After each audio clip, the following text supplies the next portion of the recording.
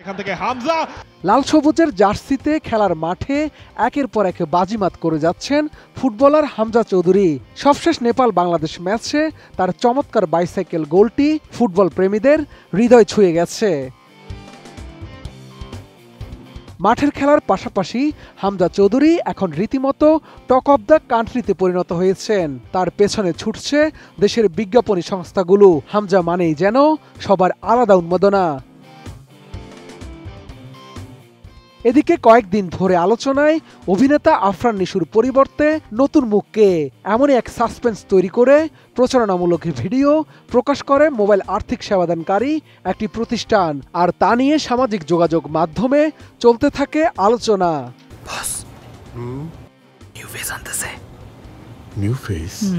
অবশেষে সেই রহস্যের অবসান ঘটল।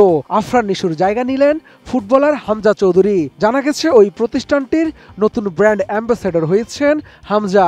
সম্প্রতি প্রতিষ্ঠানটির কর্মকর্তারাই নতুন ব্র্যান্ড অ্যাম্বাসেডর হিসেবে পরিচয় করিয়ে দিলেন তারকা এই ফুটবলারকে। আমার ফেসে কি সমস্যা? পুরাতন হয়ে গেছি না, মানে মূলত আলোচিত এই প্রচারণার সবশেষে ভিডিওতে দেখা যায় নতুন মুখ আশাকে কেন্দ্র করে অভিনেতা আফরান নিশুর সঙ্গে ফুটবলার হামজা চৌধুরীর এক ধরনের মুখোমুখি অবস্থান তৈরি হয়েছে। টাকা ঢুকাই, জি বস, সেভিংস করি, জি বস, লোন নেই, পেমেন্টও করি, তাই না? তারপরও new face. Sorry boss. Monalisa heavy flow 15 piece প্যাকেটের সাথে 8 পিসের একটি প্যাকেট একদম ফ্রি। এর আগে সামাজিক মাধ্যমে ছড়িয়ে পড়া এক ভিডিও থেকেই এই সাসপেন্সের শুরু। ভিডিওটির শুরুতে দেখা যায় অভিনেতা আফরান নিশু একটি মেকআপ রুমে কিছুটা উত্তেজিত অবস্থায় কথা বলছেন। তিনি বলছেন, এত কিছুর পরও নিউ ফেস, তারপরও নিউ ফেস।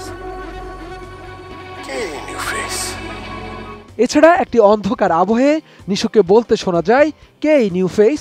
তার সাথে দেখা হবে ফেস টু ফেস। এই চ্যালেঞ্জের জবাব দিতেই করিডোরের অন্য প্রান্ত থেকে হামজা নাম লেখা জার্সি পরা একজনের প্রবেশ ঘটে। তিনি আর কেউ নন, বাংলাদেশি বংশোদ্ভূত ইংলিশ ফুটবলার হামজা চৌধুরী।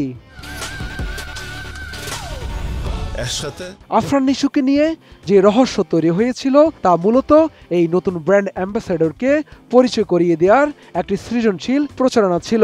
সেই মোবাইল আর্থিক সেবাদানকারী প্রতিষ্ঠানের কর্তৃপক্ষ জানিয়েছে, বাংলাদেশের ভক্তদের সঙ্গে হামজা চৌধুরীর শক্তিশালী সম্পর্ক এবং তার ক্রমবর্ধমান প্রভাবের কারণেই তাকে ব্র্যান্ডের নতুন মুখ হিসেবে নির্বাচন করা হয়েছে।